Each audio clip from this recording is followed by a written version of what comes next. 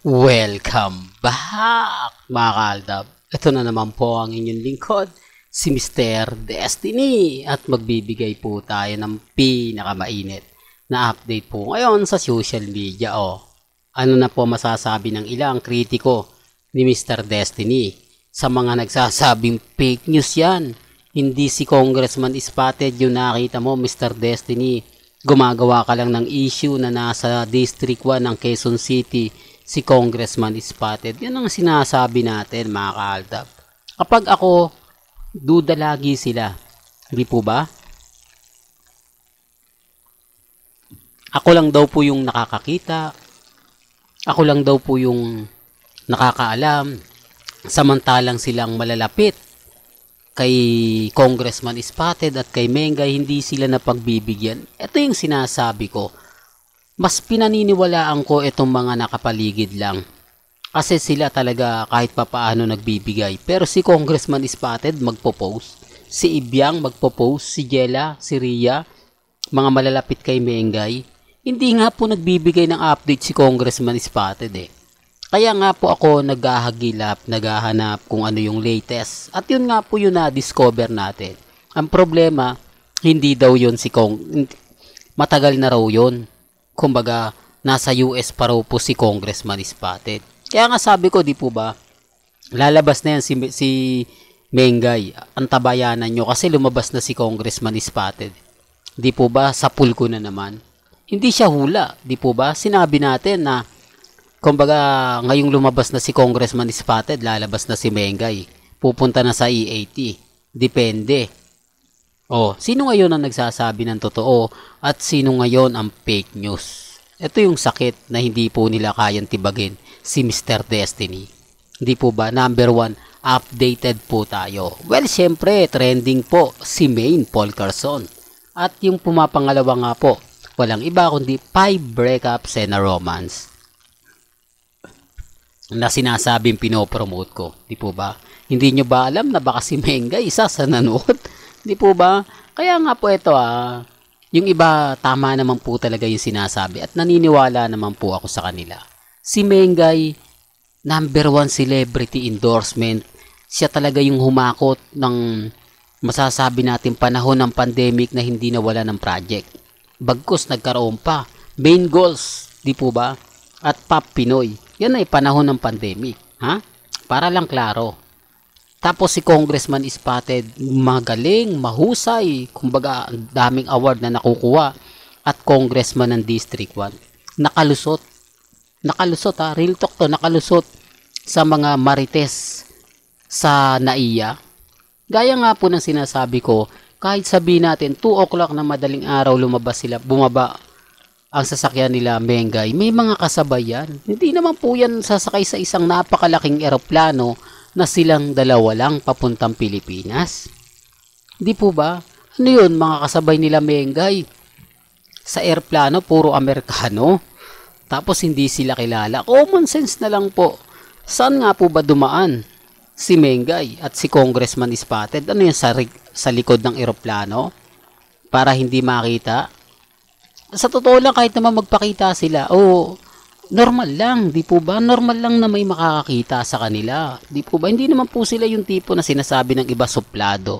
Siyempre, pag nakita sila magkasama, normal lang kasi kasal ko no sila di po ba? Normal lang na, si Mengay, si Congressman Spotted. Kung ako nandun, siyempre, lalapitan ko.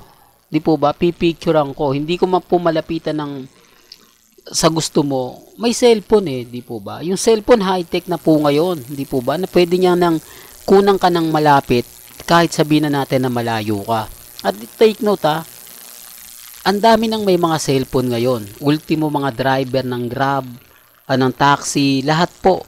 Tapos mga katulong na naghahatid po sa kanilang mga amo sa ibang bansa. May mga cellphone po yun. Di po ba? Siyempre kapag yung amo mo tapos nakita si Mengay, at sinabi niya si Maine Paul Carson, anong gagawin mo? Siyempre magpipicturean mo at sasabihin mo sa mga kaibigan mo sa FB, nakita ko si Mengay. Di po ba? Sobrang ganda pala niya. Kasama niya si Congressman Spotted na napakagwapo. Di po ba? Mapapasana all yung mga kaibigan mo. Sana all. Nakita ko rin. Oh. Wala eh. Di po ba? Ito sample ko nga lang po. Kung ako nga po yun, ganun ang gagawin ko. Kasi, kumbaga, first time lang to eh. Hindi na mauulit yun eh. Yung tipong nagkita kayo sa... Kaya alam po ni Alden yung hirap ng mga fans pagka nakita sila ng gano'n. Kasi, one time lang yun eh. Hindi na mauulit yun yung pagkikita nyo na ikaw na mismo. Kaya bibigyan ka ng pagkakataon ni Alden na pag lumapit ka, magpapapicture ka. Di po ba? Kasama si Mama Ten. Real talk yan, di po ba? Remind ko lang po yung sa Davao. Sila nila Bea Alonso. Oh. Ngayon, eto pa, si Main Mando. Kaya nga po, ewan ko lang po Yan po yung pinagtatalunan lagi natin ng mga Armain at Main fanatics. Kahit sila, hindi po nila alam eh. Mabuti pa si Alden, kapag ka dumarating sa Pilipinas, nagpo-post si Mama Ten na papunta na sila rito, tapos ang dami pa mga nakakakuha. Di po ba? Ang dami pa mga netizen na, uy, si Alden, ang aga ng post, ang aga ng update. Di po ba? Pero dito wala eh. Di po ba? Paano? Kaya nga po minsan napapaisip din ako eh. Di po ba? Paano at saan dumaan si Mengay at si Congressman Spotted? Real talk mga kaaldab. Siyempre, yun ang laging pinagtatalunan eh. Pero gaya ng sinabi ko, may kanya-kanya po tayong pananaw at opinyon. Pero sa mga nagsasabi ng ganito ganyan, nire-respeto ko po yan at ginagalang. Kasi alam ko naman po na pagdating sa bagay-bagay na ganyan, talagang bahala po sila. Ngayong bumalik na si Mengay, ibang energy. Di po ba? Yung swak na panalong-panalo. Yan ang pagkakaiba ni Atasha Mulak, ni Miles kay Main Polkerson.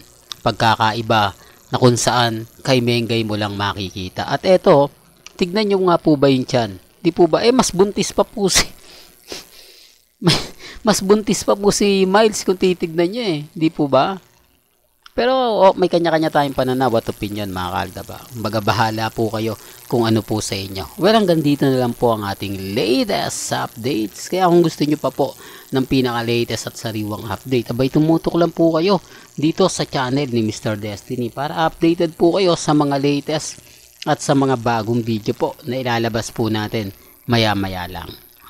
Kaya kung bago ka lang sa channel na to at isa kang true-blooded Aldab Nation na nagmamahal po kila Mengay at Isoy, tama po ang channel na pinuntahan mo, kaya consider na po kitang bagong subscriber. At huwag mong kalimutang i-share ang mga video po natin sa mga mami, sa mga titas, at sa mga senyor. Hanggang sa muli, salamat po sa panonood at pakikinig.